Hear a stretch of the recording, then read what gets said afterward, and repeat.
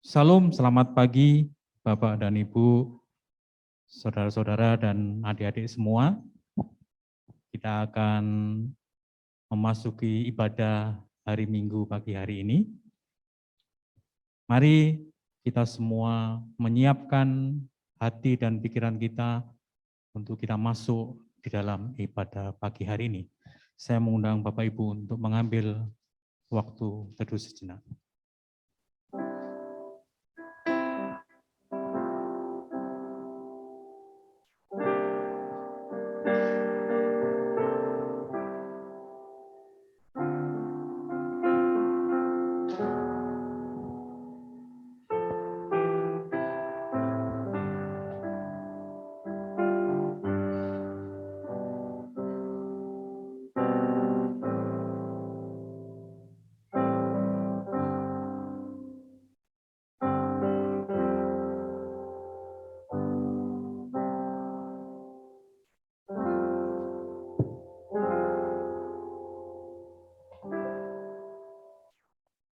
Terpujilah Engkau Allah, Tuhan yang Maha Kuasa, Tuhan yang kami sembah di dalam nama Tuhan Yesus.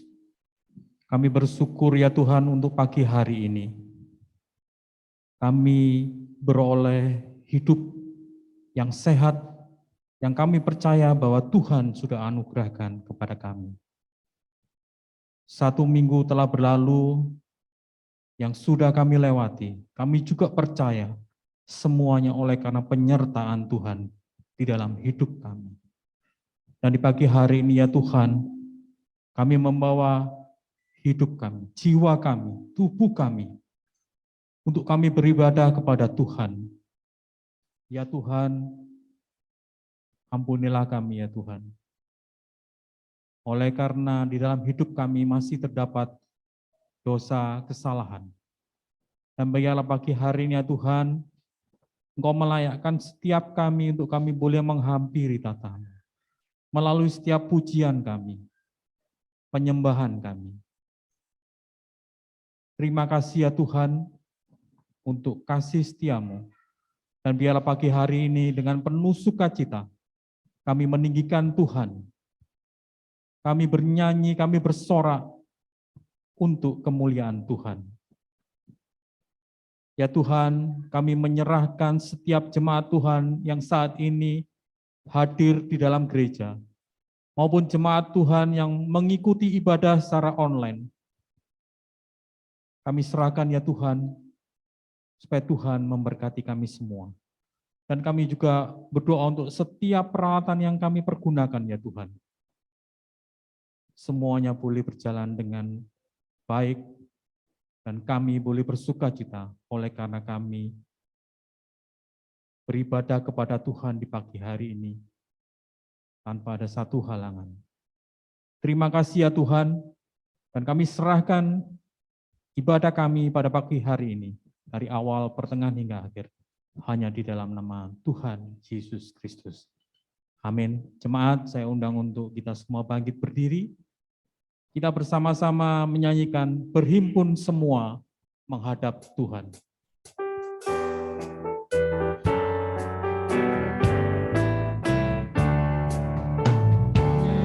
Semua menghadap Tuhan, dan pujilah Dia murah benar. Berakhirlah segala pergumulan, diganti kedamaian yang besar. Bait yang kedua.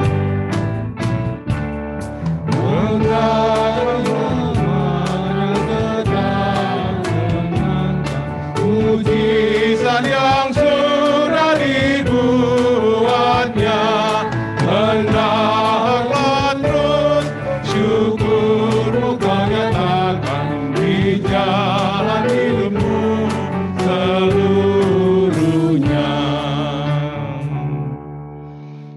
Jemaat yang dikasihi oleh Yesus Kristus, mari kita mengarahkan hati kita kepada Tuhan, dan marilah kita beribadah dengan sungguh-sungguh dari hati kita, dan kita menyembah Dia. Kita tahu bahwa pertolongan dalam ibadah itu datangnya dari Tuhan Allah, yang menjadikan langit dan bumi yang tidak pernah meninggalkan perbuatan tangannya.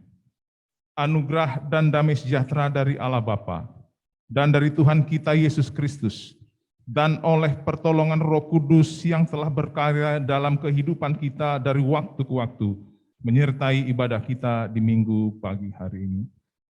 Amin. Jemaat, dengarkanlah firman Tuhan sebagai landasan ibadah kita di pagi hari ini, terambil dari Ibrani pasal 13, ayat 15. Sebab itu marilah kita oleh Dia senantiasa mempersembahkan korban syukur kepada Allah, yaitu ucapan bibir yang memuliakan namanya. Jemaat, silakan duduk. Anak-anak sekolah minggu, silakan ke depan ya, anak-anak sekolah minggu. Ayo, semua anak-anak sekolah minggu kita mau memuji Tuhan. Yang di luar silakan masuk ke ruang ibadah. Tuhan Yesus tidak berubah ya. Tuhan Yesus tidak berubah, tidak berubah, tidak berubah. Tuhan Yesus tidak berubah, tak berubah selama-lamanya. Tuhan Yesus tidak berubah.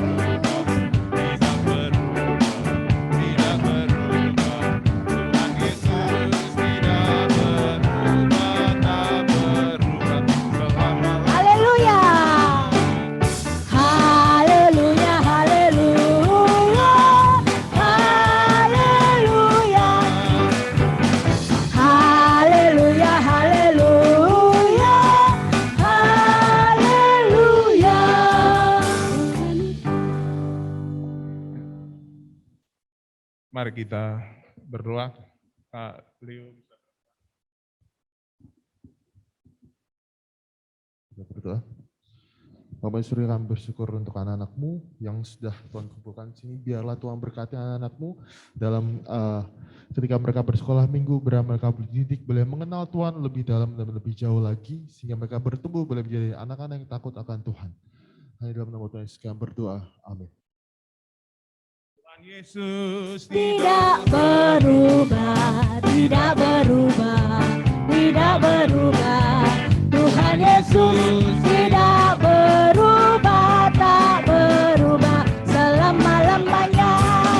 Tuhan Yesus tidak berubah, tidak berubah, tidak berubah. Tuhan Yesus tidak berubah, tak berubah selama-lamanya. Jemaat sekalian yang dikasihi oleh Yesus, dalam hidup kita sepanjang minggu ini kita tidak luput daripada kesalahan, kegagalan, dan juga kita melawan Tuhan dalam hidup ini. Kita sering mengikuti keinginan-keinginan daging kita daripada kita melakukan kehendak Tuhan. Mari kita menundukkan kepala kita berdoa secara pribadi bahwa Tuhan masih memberikan tangan pengampunannya untuk kita.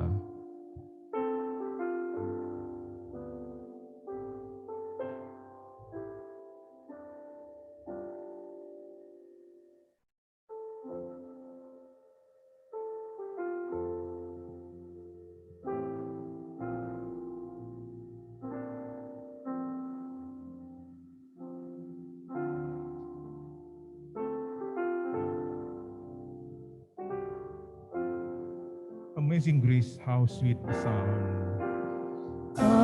Amazing grace, how sweet the sound that saves a wretch like me. I once was lost, but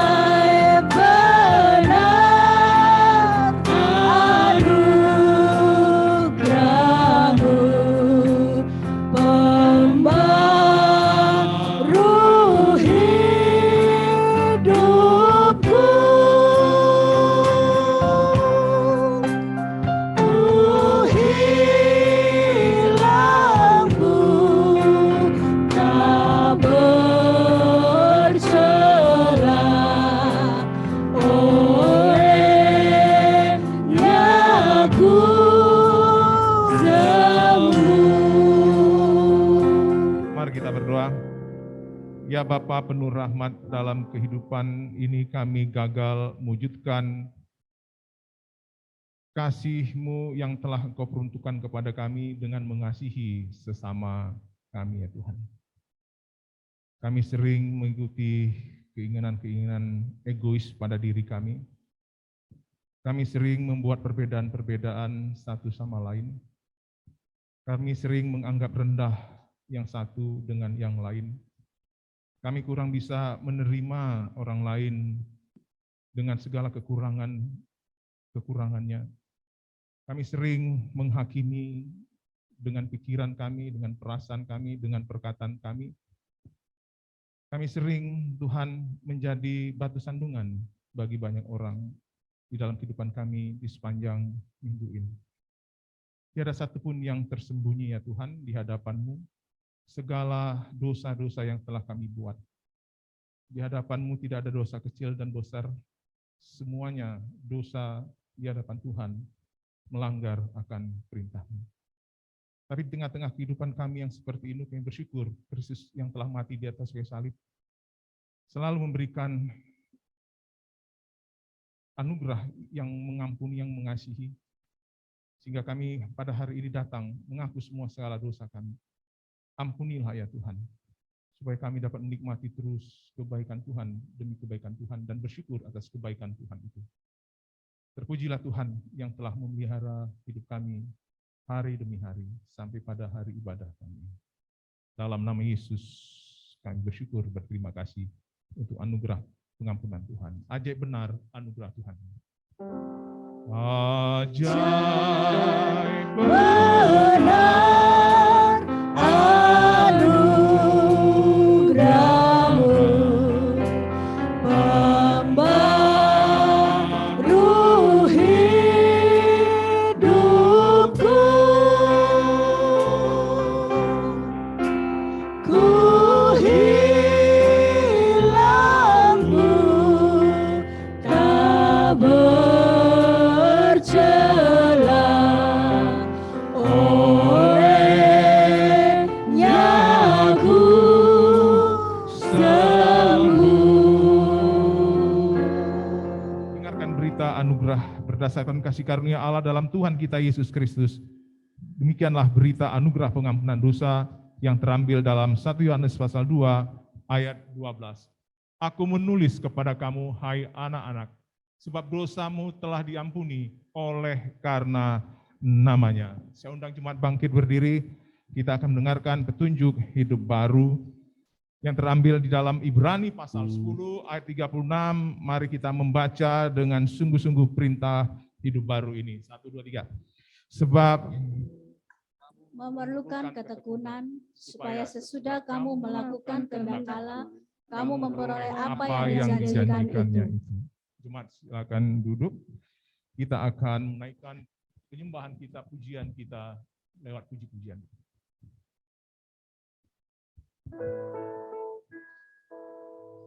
Ya, saya izin tidak bermasker karena napas. Bapak Ibu, mari di pagi yang cerah ini kita berikan pujian penyembahan yang terbaik. Dia Raja atas hidup kita. Dia bertata di surga. Mari kita puji Dia, kita agungkan sebab Dia layak terima pujian yang terbaik bagi kita.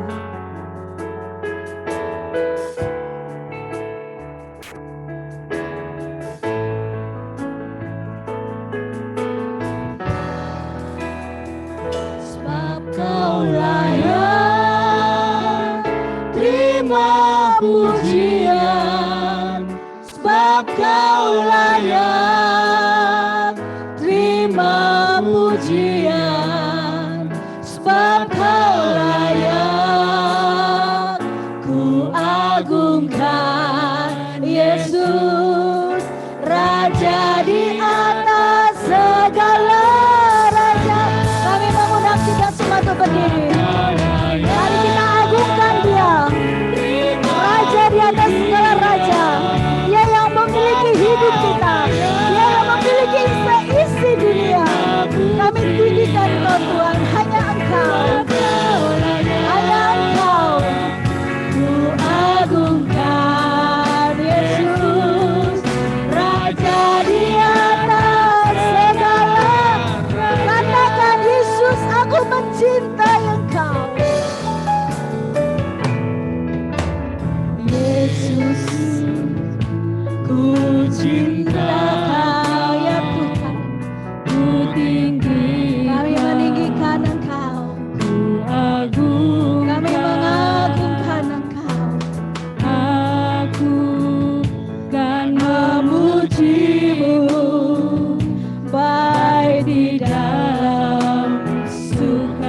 sebab Engkau yang layak kami sembah.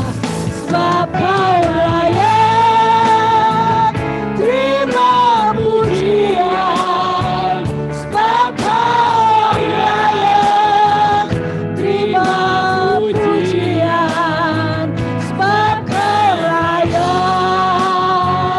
ku agungkan Yesus, Raja di atas segala.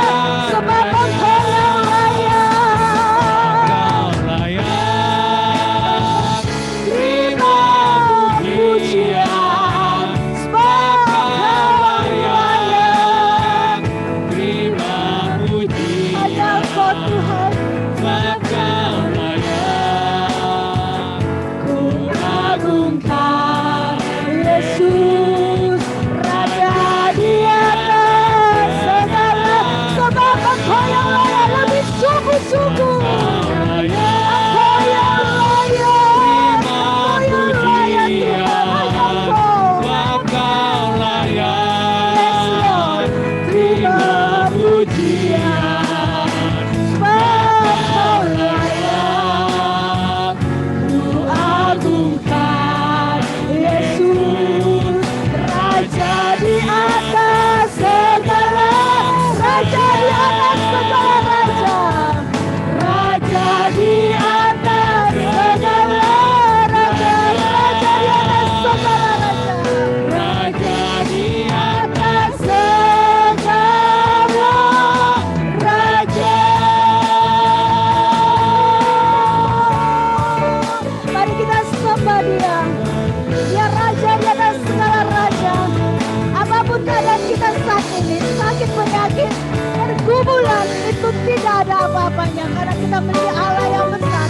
Ada dalam hadiratnya, ada kesembuhan, ada pemulihan, bahkan ada mujizat terjadi pada kita saat ini. Haleluya, haleluya, Jesus. Kami meninggikan Engkau, kami menyembah Engkau, Raja atas hidup kami.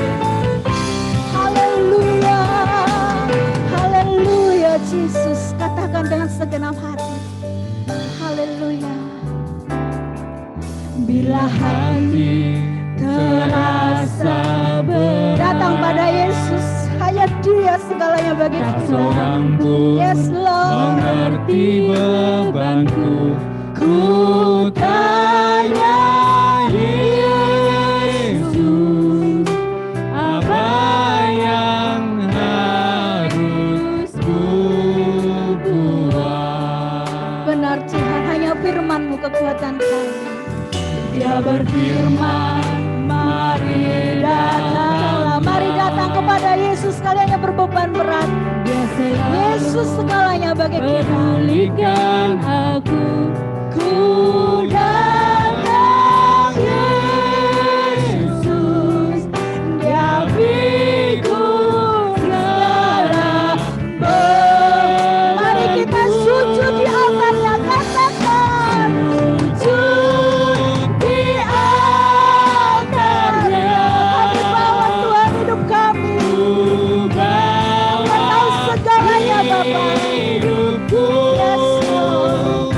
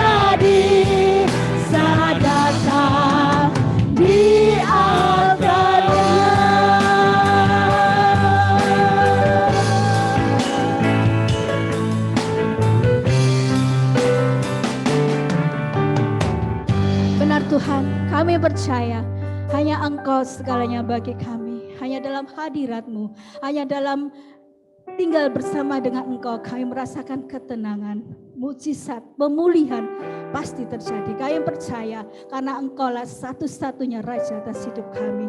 Terima kasih Bapa, kami mau lebih lagi memuji, memuliakan nama-Mu pada pagi hari ini. Amin. Shalom. Shalom. Iya, ini boleh sapa-sapa, kanan kiri, muka belakang. Ya, saya percaya di balik masker pasti ada senyuman. Bapak Ibu, kemarin kita sudah merayakan kenaikan Tuhan Yesus. Kita percaya bahwa Dia ada di surga, di atas tahtanya. Dia adalah Raja atas hidup kita. Mari, boleh tepuk tangan, lompat-lompat, boleh silakan.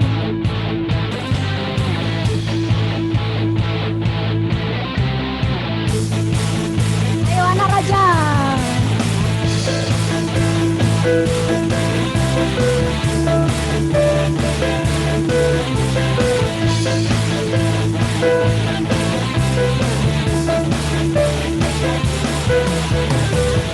Bersyukurlah kepadanya, bawalah pujian baginya, karena Dia Raja, Dia yang berkuasa. Tuhanlah kekuatanku, mazmur dan keselamatanku, Dia penolongku, yang beri hidupku. Kau yang percaya, seluruh semesta sujud menyembah. Agunglah kebangkitan-Mu, mujizat telah terjadi. Junjung kasih anugerah-Mu, menang kegunaan mulia. Masyurlah perbuatan-Mu, Kau penyelamat hidupku. Kasih-Mu tiada tara, berkata Kau Tuhan Rajaku.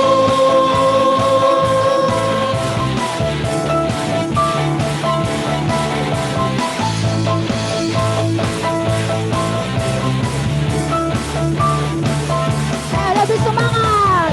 Bersyukurlah kepadanya, bawalah pujian baginya, karena Dia Raja, Dia yang berkuasa. Tuhanlah kekuatanku, mazmur dan keselamatanku, Dia penolongku, yang beri hidupku. Kau yang berjaya, seluruh semesta sujud menyembah. Agunglah kebangkitan-Mu, mujizat telah terjadi. Junjung kasih anugerah-Mu,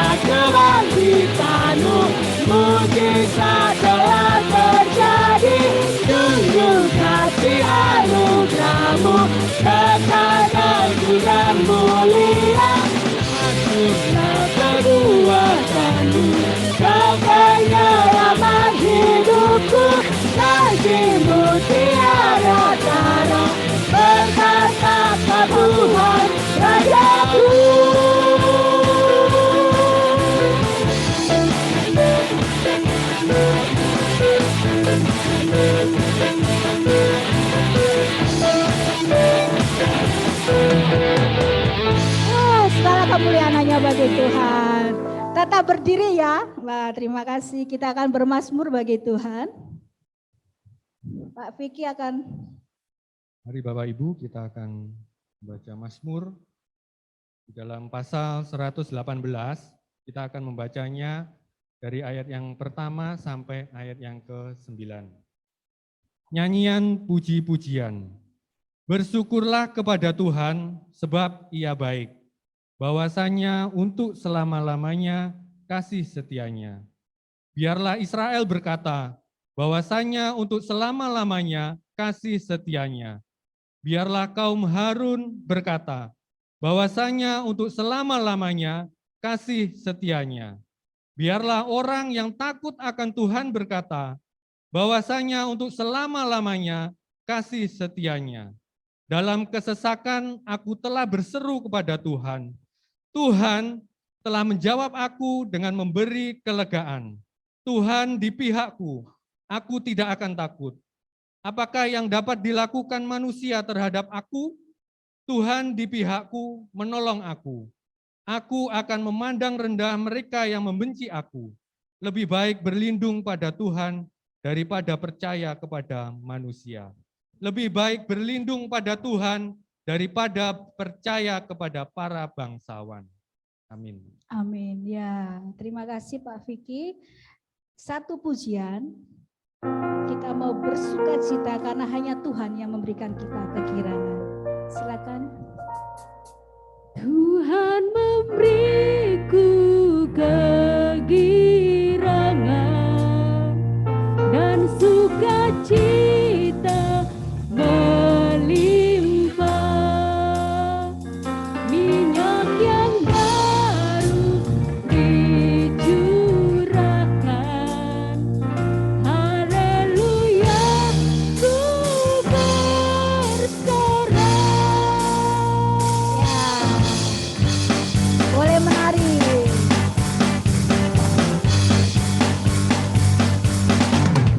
Terima janji Allah bagi kaum Yehuda, umat yang berdoa, memuji dan menyembah. Inilah saat yang dinanti, firman Allah telah digenapi. Kulihat penuaian terjadi yang melanda seluruh bumi. Tuhan memberiku kegirangan dan sukacita melimpah. Minyak yang baru dicurahkan, haleluya, ku bersorak. Boleh bergoyang, boleh silakan. Terima janji Allah bagi kaum Yehuda, umat yang berdoa,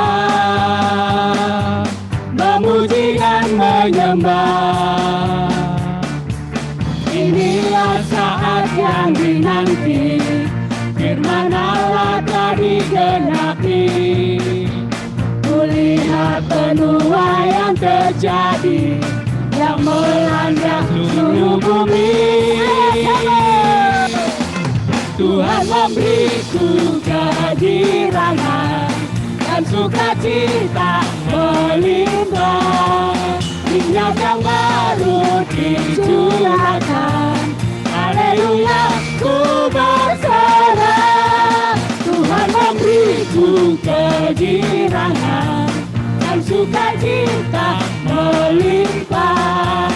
Minyak yang baru dicurahkan, haleluya, ku bersorak. Haleluya, ku bersorak. Haleluya, ku bersorak. Puji Tuhan. Silakan Bapak Ibu duduk. Kita akan mendengarkan firman Tuhan. Kita nantikan setiap janji Tuhan boleh terjadi dalam hidup kita. Kita mau tetap setia dan yakin tepat pada waktunya.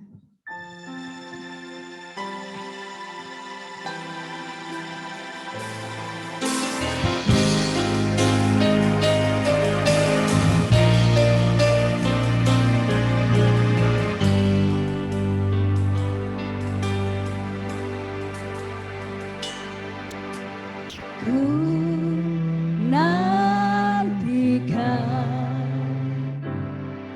janji Allah dinabi dalamku, ku harapkan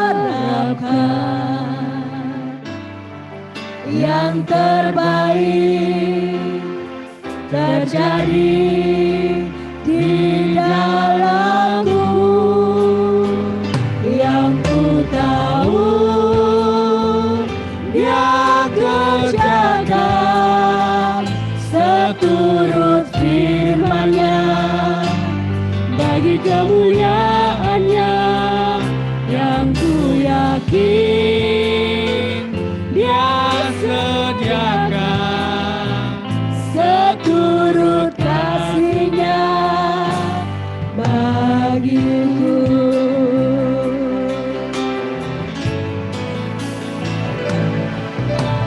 Ku nantikan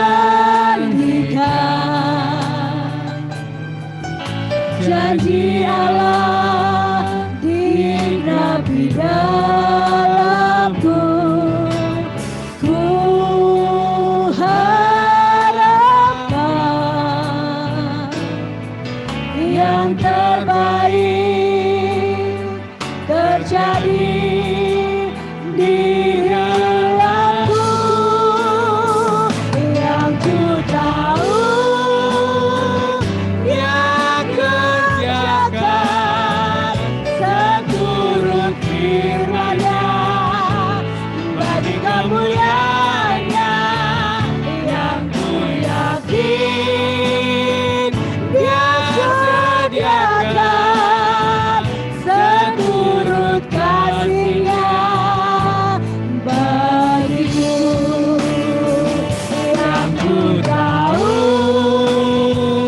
Dia kerjakan seturut firman-Nya bagi kemuliaan-Nya, yang ku yakin Dia sediakan seturut kasih-Nya bagiku, seturut kasih-Nya bagiku, seturut kasih-Nya bagiku.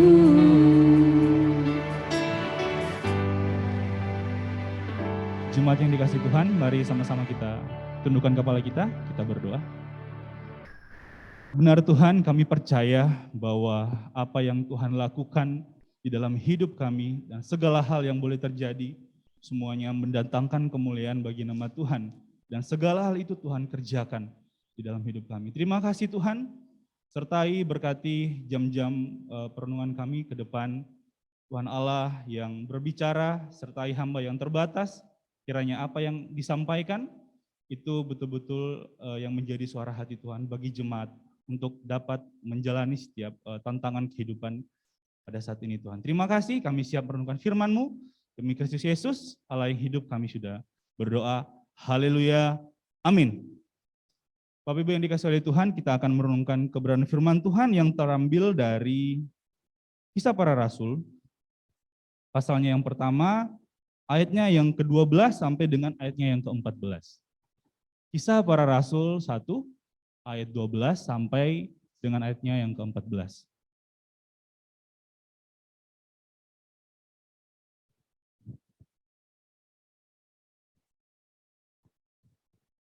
Saya akan membacakannya bagi kita semua. Bapak Ibu jemaat bisa memperhatikannya di Alkitabnya masing-masing.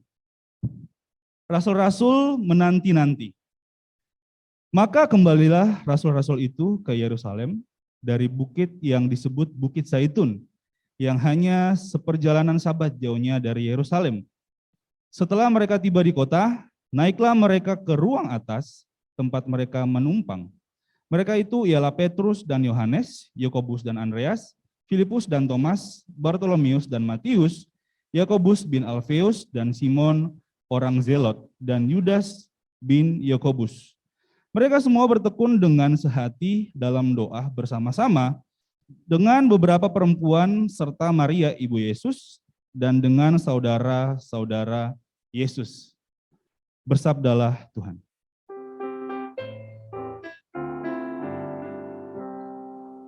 Bersabdalah Tuhan, kami mendengarkan. Bersabdalah Tuhan, kami mendengarkan. Kuatkanlah kami dan hiburlah kami. Kuatkanlah kami dan hiburlah kami. Ya, shalom Bapak Ibu yang dikasihi oleh Tuhan. Ya, apa kabarnya hari ini? Luar biasa, saya berharap walaupun memang ada yang jawab luar biasa, tapi sebenarnya saya lagi bergumul Kak gitu kan. Jawabnya luar biasa aja gitu, karena ditanya apa kabar kan. Oke, Bapak Ibu yang dikasihi oleh Tuhan, ini pertama kali saya berjumpa dengan Bapak Ibu mungkin ya, ada yang baru pertama kali lihat, saya pertama kali berkhotbah di ibadah umum pada saat ini dan saya bersyukur untuk kesempatan ini. Bapak Ibu yang dikasihi oleh Tuhan, sebelum saya menyampaikan firman Tuhan di sini, saya dikasih beberapa tema dan kemudian saya pilih satu tema untuk kita renungkan bersama-sama, yaitu menjadi saksi Kristus, menjadi saksi Kristus. Namun ketika saya merenungkan kebenaran firman Tuhan yang tadi kita baca bersama-sama, teksnya, saya mulai berpikir untuk memodifikasi temanya.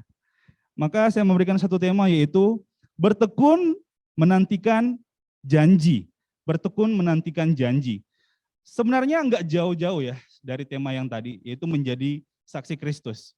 Ya, menjadi saksi Kristus, apa yang harus dilakukan sebelum itu? Yaitu bertekun, sesuai apa yang dilakukan oleh para murid. Nah, Bapak Ibu yang dikasihi oleh Tuhan, 1 bulan lebih dari bulan yang lalu, kita sudah merayakan atau memperingati hari yang penting di dalam kekristenan.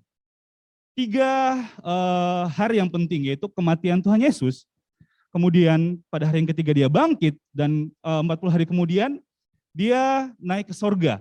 Lalu nanti kita akan memperingati lagi hari di mana turunnya Roh Kudus.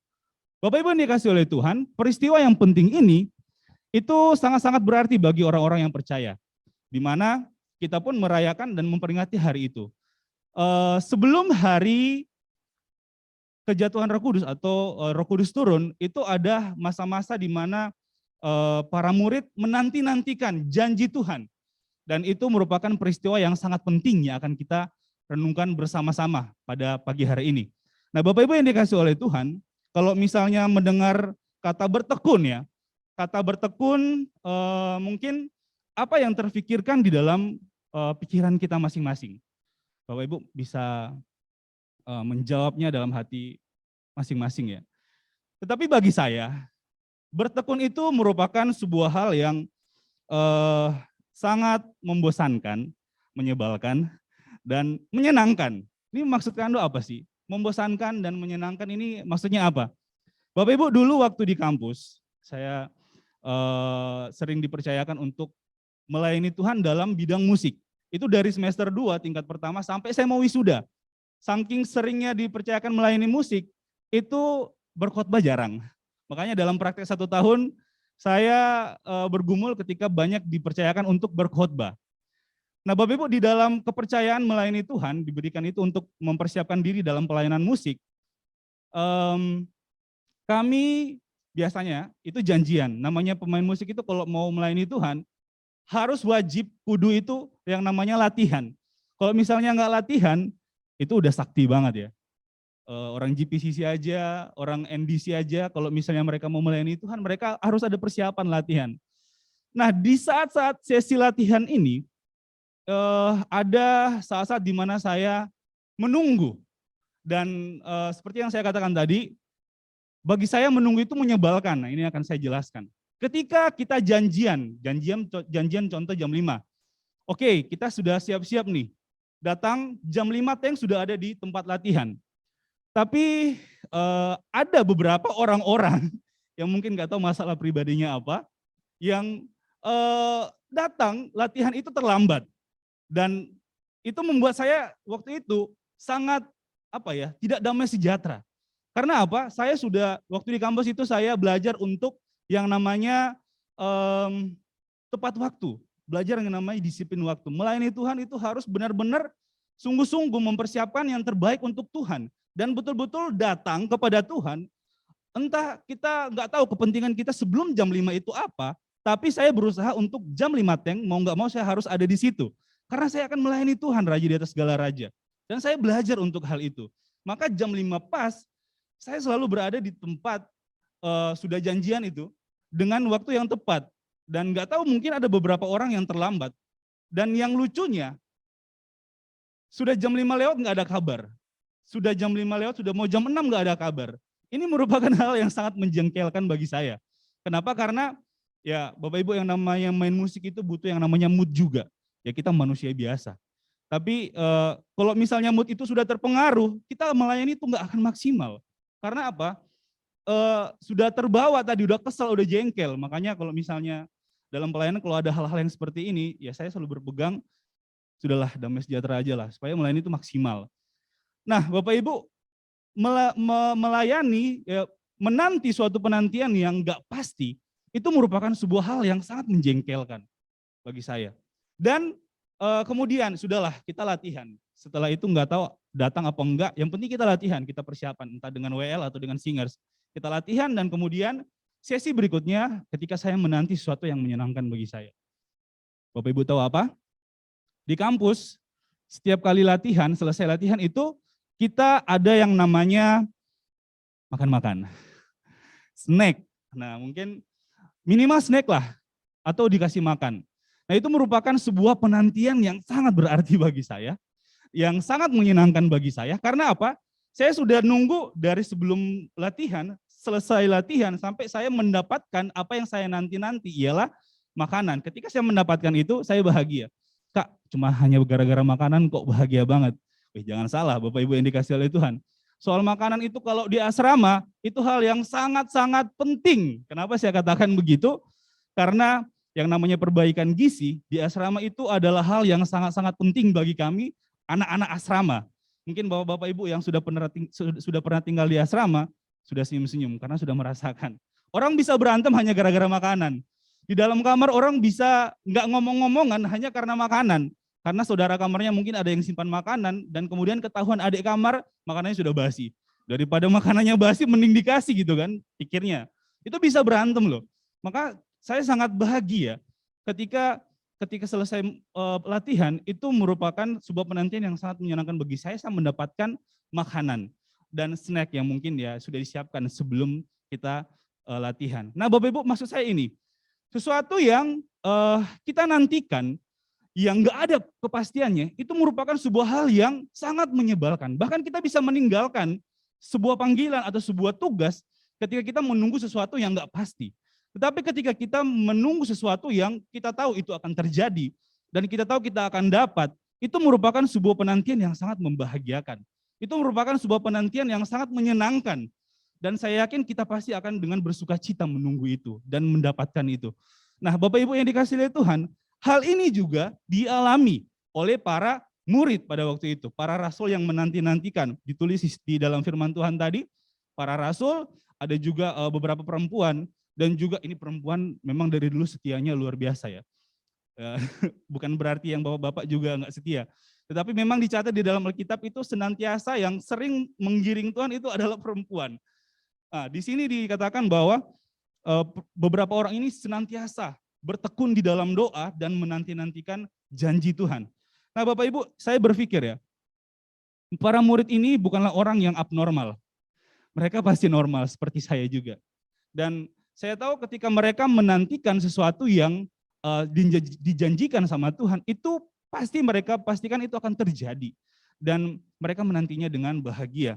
Lalu yang menjadi pertanyaan, apa sih rahasianya yang Tuhan Yesus kerjakan kepada para murid ini, sehingga mereka betul-betul sanggup menanti janji Tuhan yang mereka menantinya dengan sukacita. Nah, kita akan melihat beberapa ayat yang sebelumnya ditulis di dalam teks ini yang menyatakan bahwa Tuhan Yesus yang bukan hanya sekedar Tuhan, tetapi juga sebagai seorang guru itu mempersiapkan para murid. Bapak Ibu kalau melihat di dalam, kalau bawa Alkitab, di lembaran yang sebelumnya itu sudah kitab Yohanes.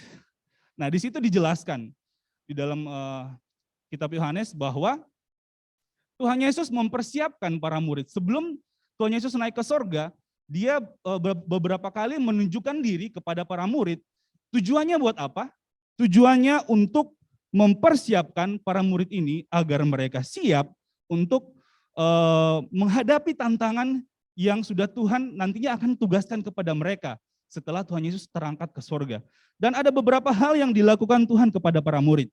Yang pertama, Tuhan Yesus mempersiapkan iman mereka.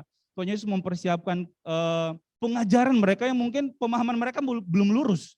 Dan pada kesempatan itu Tuhan Yesus mengambil waktu kesempatan untuk meluruskan semua pemahaman dan kepercayaan para murid agar mereka itu betul-betul menjadi orang-orang yang setia di dalam penantian Tuhan dan janji-janji Tuhan. Di dalam firman Tuhan, ya, di dalam Yohanes 20 ayat 24 sampai 29, itu ada salah satu murid yang Tuhan urus ya, Tuhan luruskan sesuatu yang enggak benar di dalam hidupnya. Dicatat di situ ialah Thomas. Thomas ini adalah orang yang bertindak sesuai dengan logika dia. Kalau dia lihat itu masuk akal, dia akan lakukan. Nah, makanya ini menjadi kelemahan Thomas. Dia terlalu mengandalkan logikanya, sehingga pada saat Tuhan Yesus bangkit dan para murid mengatakan kepada dia bahwa Tuhan Yesus datang loh menunjukkan diri kepada kita. Dia nggak percaya sebelum dia mencucukkan tangannya di tangan Tuhan Yesus yang berlubang paku itu. Dia katakan seperti itu. Nah, ini merupakan masalah. Kenapa? Karena dia sudah berapa lama melihat mujizat yang Tuhan Yesus kerjakan. Dia sudah tahu beberapa hal dari pengajaran Yesus atau mungkin lebih karena murid-murid ini adalah orang-orang yang khusus yang Tuhan Yesus siapkan. Sudah pasti mereka adalah orang-orang yang tahu lebih banyak, yang sudah hidup bersama-sama dengan Tuhan dan tidak diragukan lagi kepercayaan mereka. Maka ini yang menjadi masalah dari diri Thomas. Dan Tuhan membereskan. Setelah itu Tuhan menampakkan dirinya lagi kepada para murid dan Tuhan katakan pribadi kepada Thomas. Nah, Thomas, ini bahasa saya. Nah, Thomas, nih tangan saya yang ada lubangnya, cucukkanlah di sini kalau kau suka, kalau kau masih nggak percaya, gitu. Dan apa yang Thomas katakan? Dia bilang, ya Tuhan, saya percaya. Tuhan menyelesaikan sesuatu yang belum beres dari hidupnya Thomas. Maka di dalam hal itu Tuhan menyatakan bahwa percayalah, berbahagialah orang yang percaya, walaupun dia itu nggak melihat.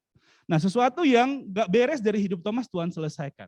Lalu kemudian ada salah satu murid lagi yang Tuhan selesaikan dari pemahaman dia, dari iman dia, yaitu Petrus. Nah, Petrus ini merupakan seorang yang menurut saya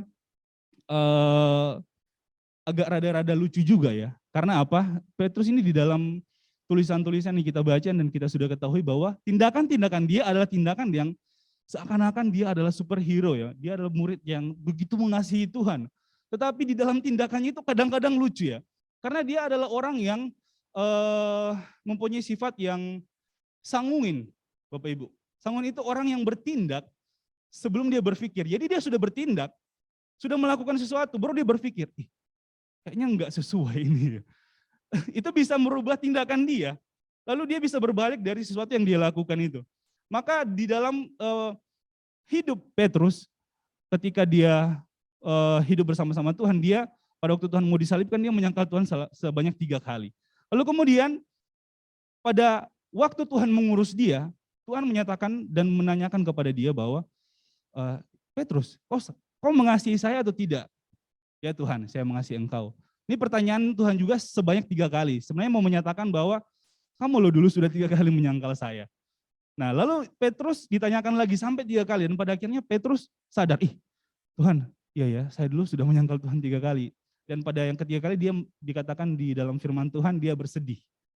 Nah, kedua murid ini diurus oleh Tuhan Yesus khusus.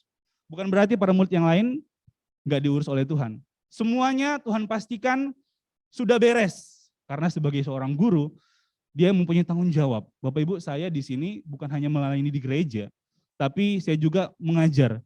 Kami di PPA mengajar, membina anak-anak, dan juga ada beberapa anak-anak yang saya bina khusus dalam hal bermain musik.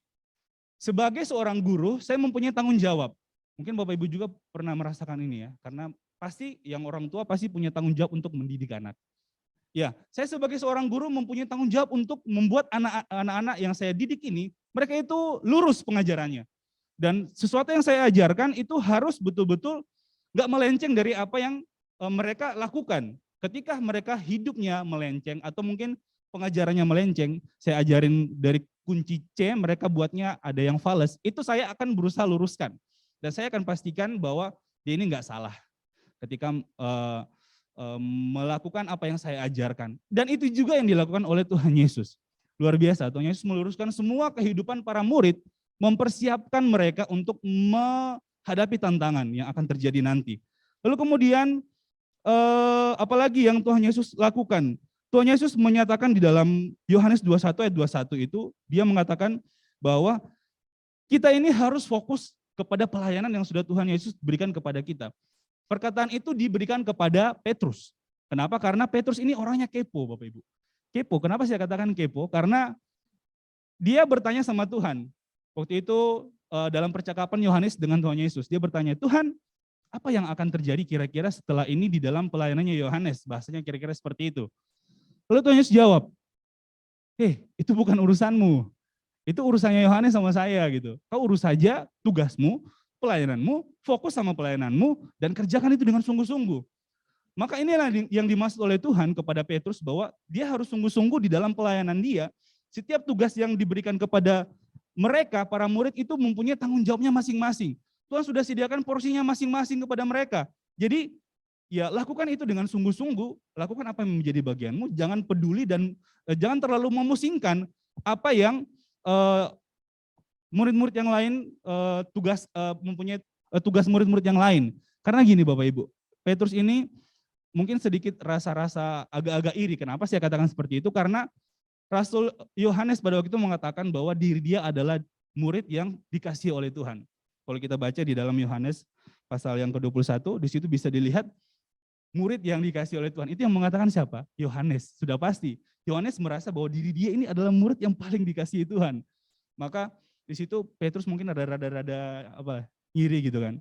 Nah, dalam hal ini Tuhan mempersiapkan supaya mereka itu fokus untuk pelayanan mereka masing-masing. Lalu kemudian apa yang dilakukan? Ini yang menjadi hal yang luar biasa yang dilakukan oleh seorang guru menurut saya. Di mana Tuhan Yesus mengambil kesempatan untuk bersama-sama mereka pada ayat yang keempat, Kisah Rasul 1, Bapak Ibu bisa lihat di situ di mana Tuhan mengambil kesempatan bersama-sama dengan mereka untuk apa? Untuk makan bersama. Makan lagi ya. Tapi Bapak Ibu, makan ini merupakan sebuah kesempatan di mana kita bisa mengakrabkan satu dengan yang lain. Kita bisa mengakrabkan diri kita, bisa membuat orang lain itu percaya kepada kita ketika kita bisa makan bersama-sama dengan mereka. Bapak Ibu, ketika saya pertama kali datang ke sini, saya disambut dengan tugas, lalu kemudian diajak makan-makan. Nah, ketika saya berada dan makan-makan bersama dengan, waktu itu ada para majelis dan juga waktu itu ada pendeta, Pak almarhum Pendeta Sartono, waktu itu memberikan kami minuman, ya sama aja, kita minum bersama-sama, ya kita lihat kebersamaannya. Saya merasa ketika berada di dalam kebersamaan itu, makan-makan dan minum bersama, itu merupakan sebuah hal yang sangat membuat saya ini merasa seperti keluarga saya. Dan saya merasa sangat nyaman ketika saya disambut pertama kali saya berada di sini. Itu juga yang dirasakan oleh para murid pada waktu itu. Karena ketika mereka makan bersama-sama dengan Tuhan, mereka merasa bahwa Tuhan ini mengasihi saya. Tuhan ini betul-betul mencintai saya. Gak hanya sekedar dia datang, kalian harus ini, pergi. Dia tinggalkan murid. Enggak. Dia ada bersama-sama dengan murid, mempersiapkan dengan sungguh-sungguh. Kalian ini adalah orang yang saya kasihi loh.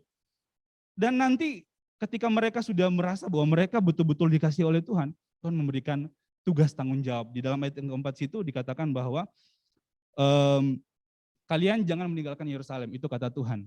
Bahwa di Yerusalem ini akan terjadi hal yang sangat luar biasa, yang sangat spektakuler. Hal yang sangat luar biasa itu ialah ada di dalam ayat yang ke-8, di mana Tuhan menantikan, di mana Tuhan menjanjikan tercurahnya Roh Kudus. Dan dari peristiwa tercurahnya Roh Kudus itu, mereka akan menjadi saksi. Dan pada akhirnya nama Tuhan dipermuliakan. Mulai dari Yerusalem sampai di ujung-ujung bumi. Bapak Ibu, tema besar kita bulan ini adalah PI ya, menginjili. Dan hal yang harus dilakukan oleh orang-orang yang pada akhirnya akan melayani banyak orang di luar sana ialah bertekun di dalam janji Tuhan. Dan itu hal yang dilakukan oleh para murid-murid juga pada waktu itu.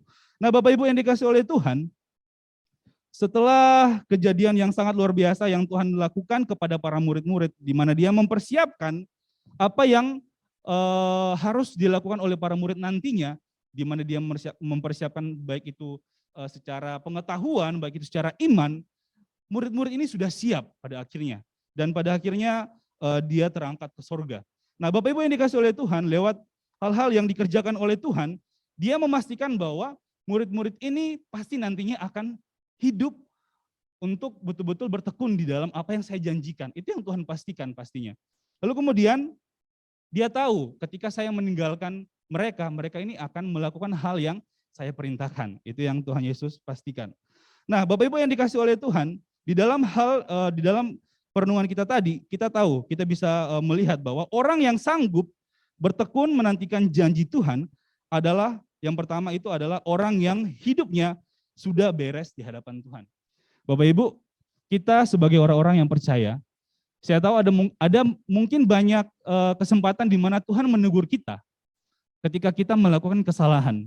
Dan mungkin itu bisa berkali-kali, seperti halnya Petrus. Tuhan sudah pernah kecewa dengan dia ketika dia menyangkal Tuhan. Lalu kemudian Tuhan memberikan dia kesempatan lagi. Saya menyebut ini adalah remedial, karena dia ujian ulang lagi gitu. Dan pada akhirnya Tuhan memberikan kesempatan kepada dia. Begitu juga dengan kita, ketika kita hidup kita nggak beres, ketika kita hidup kita itu nggak sesuai apa yang Tuhan inginkan, maka Tuhan memberikan kesempatan di mana kita bisa mengulangi kesalahan itu dan pada akhirnya kita bisa merenungkan. Tuhan, saya lakukan ini adalah salah. Tuhan, yang saya lakukan ini adalah dosa, dan saya nggak boleh lama-lama di dalam dosa ini. Sampai pada akhirnya kita menyambut apa yang menjadi teguran dari Roh Kudus, dan pada akhirnya kita mengambil keputusan untuk membuat komitmen supaya kita nggak ada lagi di dalam dosa ini. Orang yang sanggup bertekun hidupnya di dalam Tuhan, itu adalah orang yang sudah beres hidupnya. Itu nggak akan pernah bisa bertekun kalau misalnya sesuatu yang dia lakukan di dalam hidupnya secara pribadi, dalam hubungannya dengan Tuhan, kalau hidupnya belum beres sama Tuhan. Nah, lalu kemudian orang yang sanggup bertekun adalah orang yang fokus dengan tugasnya. Orang yang fokus dengan tugas yang sudah Tuhan berikan kepada dia. Jadi gini Bapak Ibu, kita terkadang terlalu terfokus dengan kehidupan orang lain. Sampai pada akhirnya kita lupa bahwa Tuhan itu punya tugas buat kita. Saya percaya kita semua hidup di dunia ini itu punya tugas masing-masing untuk kemuliaan Tuhan. Tapi kebanyakan orang itu sering terfokus dengan mungkin rekan sepelayanan, mungkin tetangga yang hidupnya, wih, rohani sekali gitu. Yang mungkin yang tiap hari melayani di gereja, setiap minggu kita lihat dia ibadah, tiap minggu kita lihat dia pelayanan musik.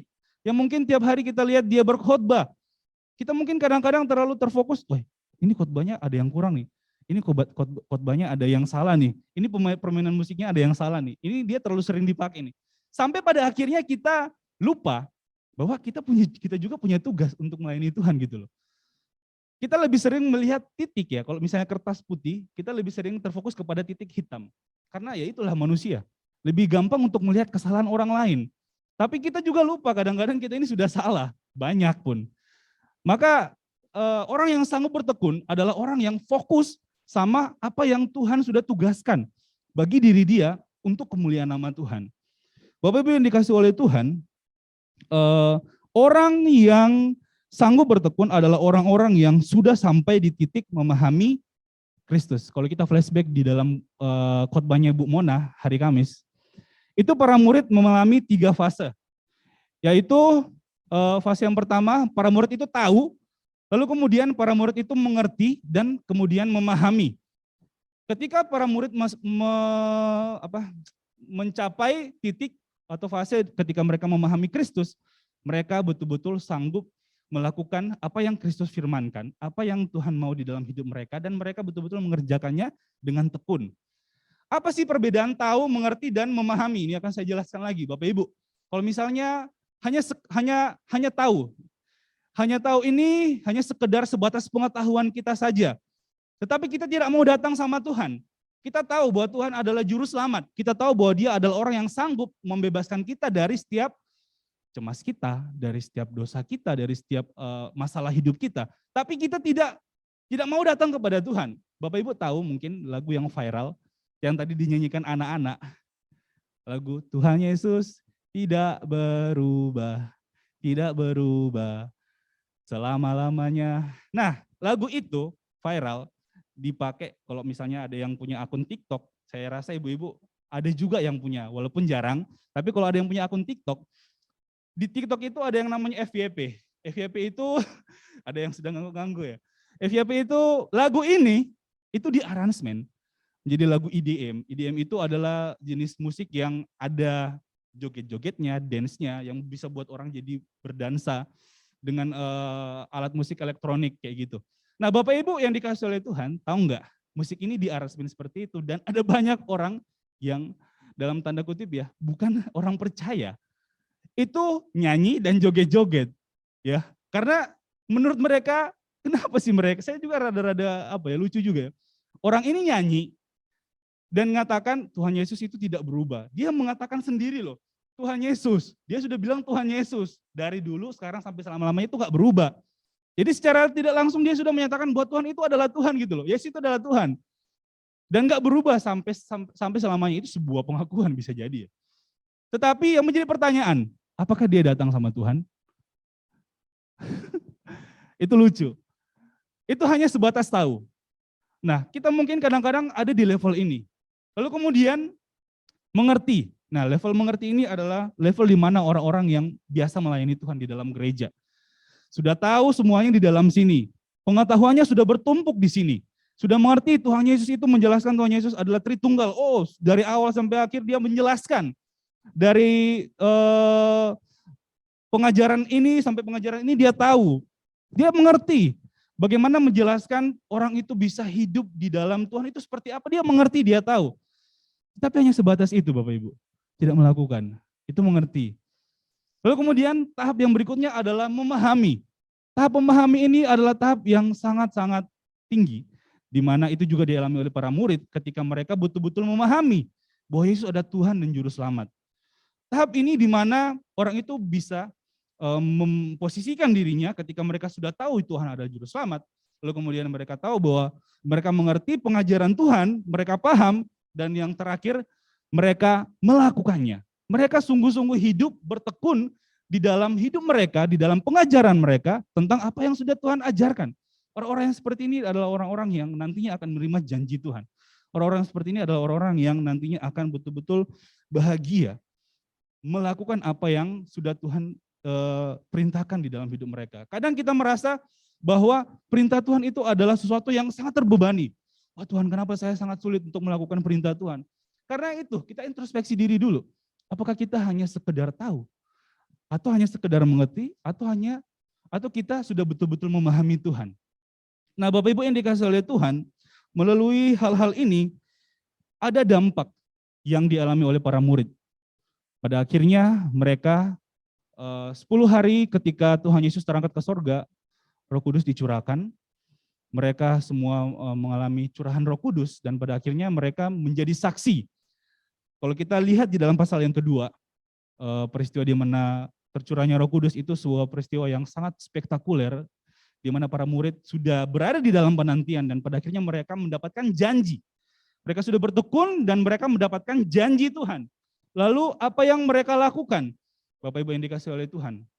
Di dalam peristiwa itu, Petrus salah satu orang yang betul-betul sangat luar biasa, saya katakan. Kenapa? Karena dia betul-betul dipakai Tuhan, maka memang Tuhan persiapkan dia secara luar biasa sebelumnya yang saya jelaskan tadi. Karena ada bagian Tuhan, ada bagian dia yang harus dia kerjakan, yaitu untuk menyatakan, menyaksikan bahwa Yesus adalah Tuhan kepada orang-orang banyak di Yerusalem pada waktu itu. Dan pada akhirnya 3.000 orang, itu belum dihitung ya, anak-anak kecil belum dihitung, orang-orang yang pakai tongkat, semuanya bertobat. Dan itu sangat luar biasa Bapak Ibu. Lalu kemudian hal yang berikutnya lagi, apa yang terjadi di dalam penantian mereka ketika mereka bertekun di dalam Tuhan. Mereka mendapatkan janji Tuhan. Di dalam pasal yang kedua, ayat yang ke-46, itu juga ada kata bertekun. Kalau Bapak Ibu perhatikan, Tetapi yang bertekun di situ bukan lagi para murid, bukan berarti para murid ini nggak bertekun lagi. Tetapi yang dituliskan di situ yang bertekun ialah para jemaat mula-mula. Para jemaat yang percaya kepada Yesus. Nah, Bapak Ibu yang dikasihi oleh Tuhan, lewat ini kita mengerti sesuatu hal. Di mana ketika kita hidup bertekun di dalam Tuhan, ketika kita hidup sungguh-sungguh di dalam Tuhan, mencapai level di mana kita memahami siapa itu Tuhan, hidup dan melakukan apa yang menjadi perintah Tuhan, maka orang-orang yang kita layani, orang-orang yang kita nasihati, semuanya itu akan hidup juga bertekun di dalam Tuhan. Mungkin sampai saat ini ada yang bergumul, Bapak Ibu mungkin ada yang bergumul, Kak, kok anak-anak saya susah dikasih tahu untuk ke gereja? Kak, kok saudara saya ketika dia curhat, saya memberikan sesuatu solusi sesuai dengan firman Tuhan, kok dia masih aja sulit gitu loh. Ya kita harus introspeksi diri dulu, apakah kita benar-benar sudah hidup, sudah memahami siapa itu Yesus, sudah bertekun di dalam dia. Satu aja kesalahan, mungkin ada yang berkata, Kak saya sudah hidup kok, saya sudah hidup bertekun dalam Tuhan, saya sudah betul-betul memahami dan melakukan firman Tuhan. Saya sudah datang ke gereja Kak, saya sudah ibadah puasa, saya sudah berdoa sama Tuhan. Tunggu dulu, datang ke gereja, ibadah puasa, berdoa sama Tuhan itu bukan menjadi suatu standar untuk kita bisa menyatakan bahwa kita ini sudah hidup di dalam Tuhan. Bukan menjadi suatu standar untuk mengatakan bahwa kita ini betul-betul sudah melakukan apa yang diperintahkan Tuhan. Kita introspeksi diri lagi. Kita melihat diri kita bahwa apakah kita sudah berada di level itu.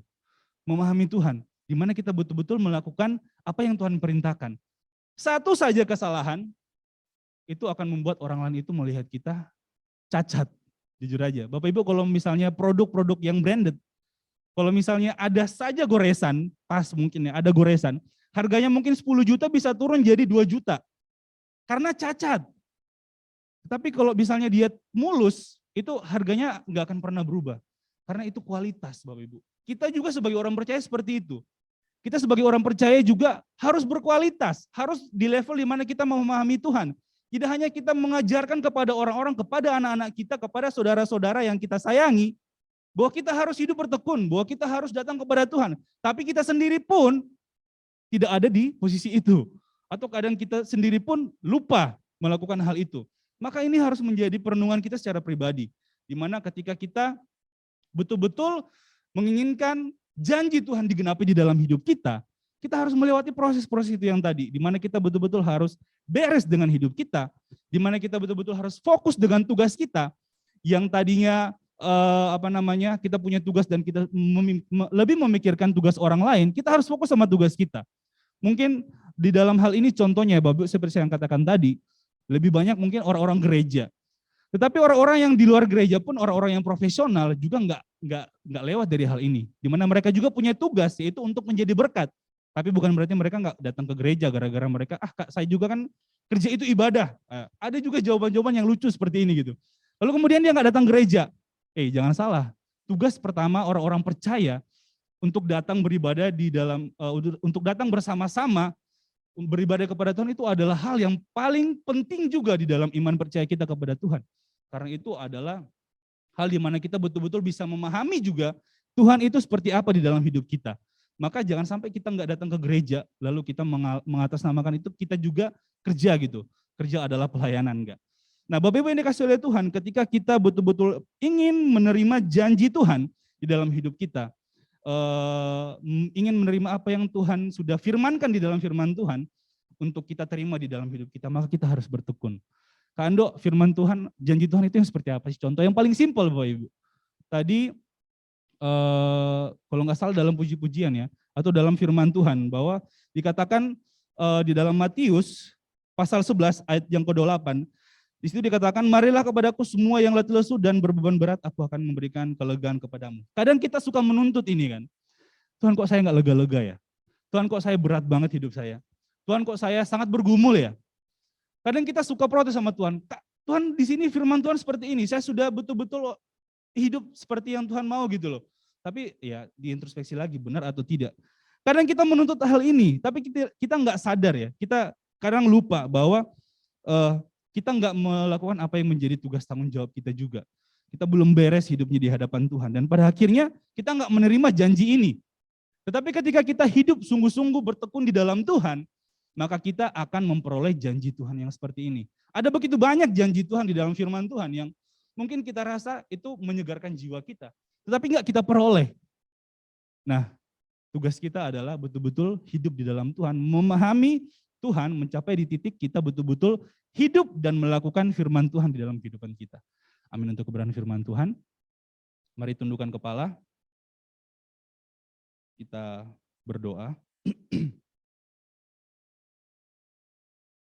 Bapa yang berada dalam kerajaan sorga, kami mengucap syukur Tuhan untuk anugerah Tuhan, di mana kesempatan demi kesempatan boleh kami alami, di mana waktu demi waktu boleh kami jalani untuk kami terus hidup dan bertumbuh di dalam Tuhan. Bapa, kami bersyukur untuk waktu kami merenungkan kebenaran firman Tuhan yang mengajarkan kami untuk sungguh-sungguh hidup bertekun di dalam Tuhan, untuk sungguh-sungguh hidup melakukan apa yang Tuhan firmankan di dalam hidup kami. Dan dengan demikian kami akan menjadi orang-orang yang mendapatkan janji Tuhan di dalam hidup kami. Kami akan orang-orang yang menjadi orang-orang yang diberkati Tuhan. Terima kasih Tuhan, kami sangat mengucap syukur. Dan dalam kesempatan ini Tuhan, kami membawa untuk seluruh jemaat GKRI Misi Aletheia di dalam setiap tugas tanggung jawab pekerjaan yang mereka kerjakan. Kami mendoakan bersatu hati untuk Tuhan menyertai dan memberkati mereka di dalam setiap pergumulan, di dalam setiap tantangan hidup. Kiranya Tuhan yang menjadi solusi bagi mereka. Kami menyerahkan untuk setiap mereka yang membutuhkan pekerjaan, kami menyerahkan untuk setiap mereka yang masih bergumul pasangan hidup. Kami mendoakan semuanya ada dalam perlindungan dan penyertaan Tuhan. Terima kasih Tuhan, kami juga mendoakan untuk setiap anak-anak jemaat yang pada saat ini menghadapi PAT atau ujian. Tuhan kiranya menolong dan menyertai memampukan setiap anak-anak yang mengikuti ujian. Kami juga mendoakan untuk kegiatan gereja, untuk upaya mengembangkan usaha yang bisa mensupport pelayanan di gereja. Kami doakan Tuhan Yesus menyertai dan memberkati itu semua Tuhan. Bahkan untuk setiap rekan-rekan jemaat-jemaat kami yang berulang tahun, ada Evangelis Heri Chin pada tanggal 24 Mei, Pak Tutu dan Ibu Sri Surya, juga Bapak Daniel Tuhan, di dalam kesempatan mereka boleh merayakan ulang tahun mereka, di mana mereka bisa memaknai apa yang boleh Tuhan buat selama hidup mereka, sampai di usia yang boleh mereka capai pada saat ini. Tuhan, kami mendoakan biarlah Tuhan menyertai mereka, memberkati, memberikan hikmat, dan selalu menyertai hidup mereka Tuhan. Terima kasih Tuhan, kami menyerahkan hidup kami untuk setiap keterbatasan kami tahu kami lemah, tetapi kami punya Allah yang luar biasa, yang dahsyat. Untuk itu Tuhan, Engkau menyertai hidup kami. Terima kasih, kami akan menutup doa ini dengan doa yang sudah Tuhan ajarkan bersama-sama. Bapa kami yang di surga, dikuduskanlah nama-Mu, datanglah kerjaan-Mu, jadilah kehendak-Mu di bumi seperti di surga. Berikanlah kami pada hari ini makanan kami secukupnya, dan ampunilah kami akan kesalahan kami, seperti kami juga mengampuni orang yang bersalah kepada kami. Dan janganlah membawa kami ke dalam percobaan, tetapi lepaskanlah kami daripada yang jahat, karena Engkau yang punya kerjaan, dan kuasa, dan kemuliaan sampai selama-lamanya. Amin.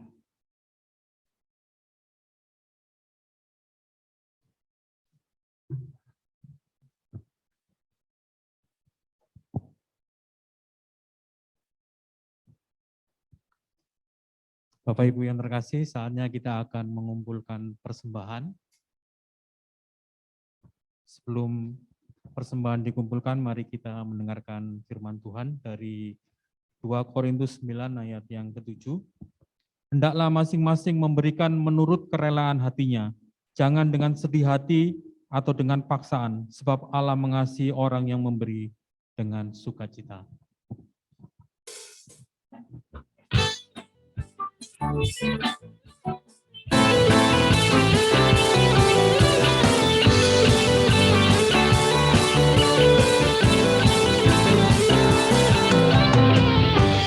Kasih setiamu nyata bagiku,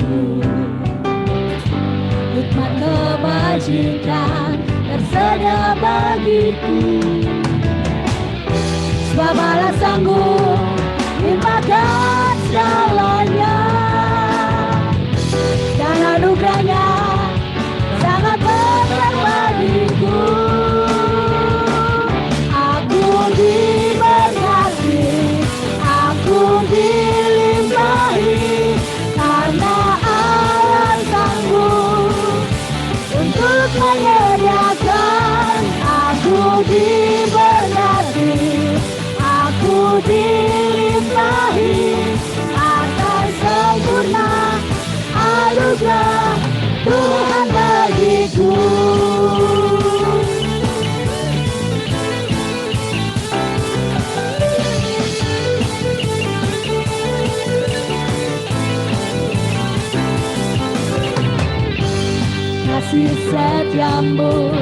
nyata bagiku. Hikmat kebajikan tersedia bagiku. Sebab alasanmu segalanya, dan anugerahnya sangat besar bagiku. Aku diberkati, aku dilimpahi, karena Allah sanggup untuk menyediakan. Aku diberkati, aku dilimpahi, atas sempurna anugerah Tuhan bagiku.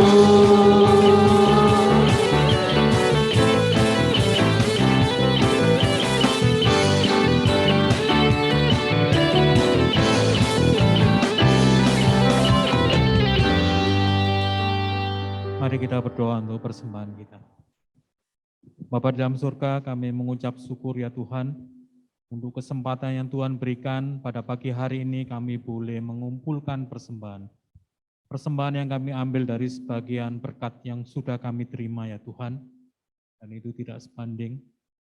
Tetapi ya Tuhan, kiranya Tuhan memberkati persembahan kami, dan biarlah persembahan kami ini boleh menjadi alat untuk mendukung pelayanan di tempat ini. Terima kasih ya Tuhan, kami menyerahkan persembahan jemaat nama Tuhan Yesus. Amin. Bapak Ibu, kita akan melihat sejenak untuk warta jemaat.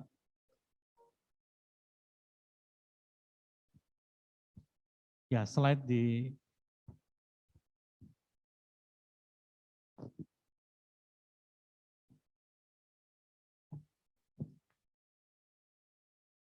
ya, next.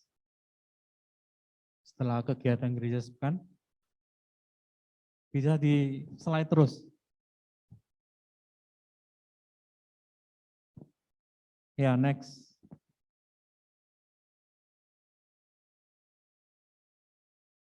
Selamat ulang tahun untuk Pak Heri. Yang ke-20 berapa, Pak?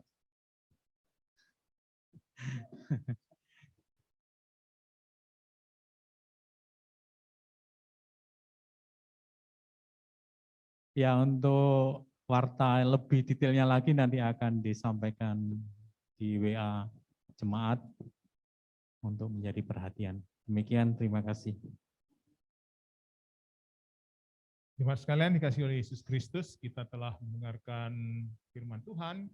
Mari kita berdiri, kita mengakui iman rasuli kita. Bersama dengan semua orang percaya, mari bersama kita mengakui iman rasuli kita.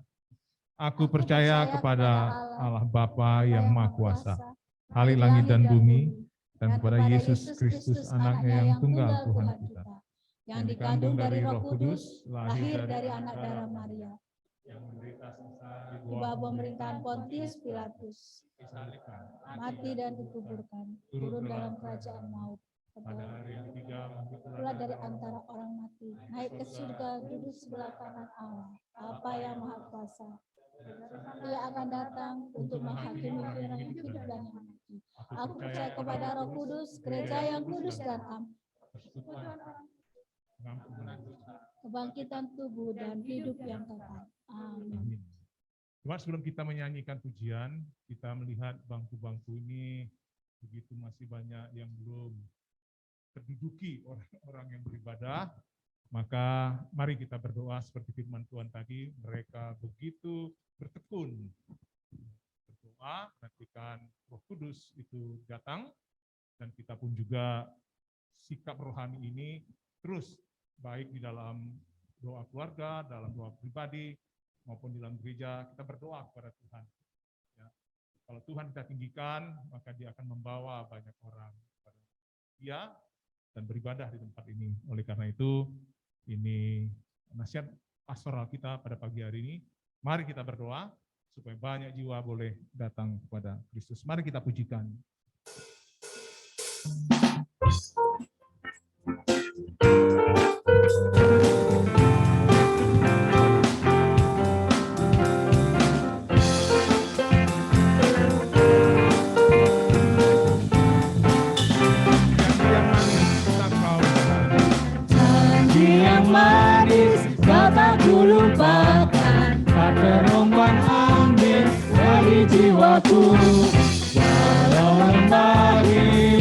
penuh awan, nantikan cerahlah langit di atasku.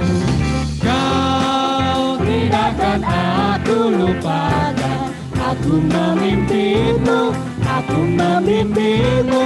Kau tidak akan aku lupakan, aku penolongmu, yakinlah teguh.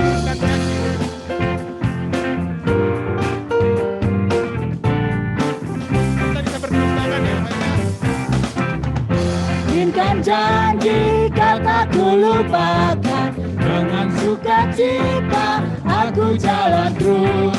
Dunia dan kawan tiada ku harapkan, satu yang setia, Yesus menabung. Kau tidak akan aku lupakan, aku memimpinmu, aku memimpinmu.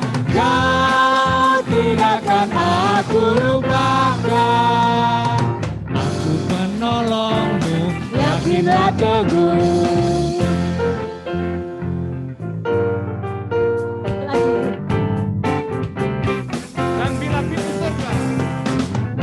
Bila pintu surga dibukakan, selesailah sudah susah dan lelah, dan ku dengarlah suara mengatakan, hamba yang setiawan, mari masuklah. Kau tidak akan aku lupakan, aku memimpinmu, aku memimpinmu. Kau tidak akan aku lupakan, aku penolongmu, yakinlah teguh. Tuhan, kami mengembalikan segala pujian, hormat, kemuliaan, keagungan, kebesaran bagi Engkau yang telah menebus dan menyelamatkan kami dengan doksologi. Bagi Bapa, Anak dan Roh, puji, hormat dan mulia, dulu sekarang tak berubah, hingga selama-lamanya.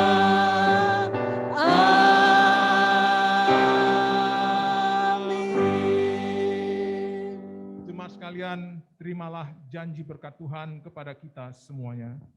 Tuhan memberkati engkau dan melindungi engkau. Tuhan menyinari engkau dengan wajahnya dan memberi engkau kasih karunia. Tuhan menghadapkan wajahnya kepadamu dan memberi engkau damai sejahteranya. Yang percaya katakan, amin.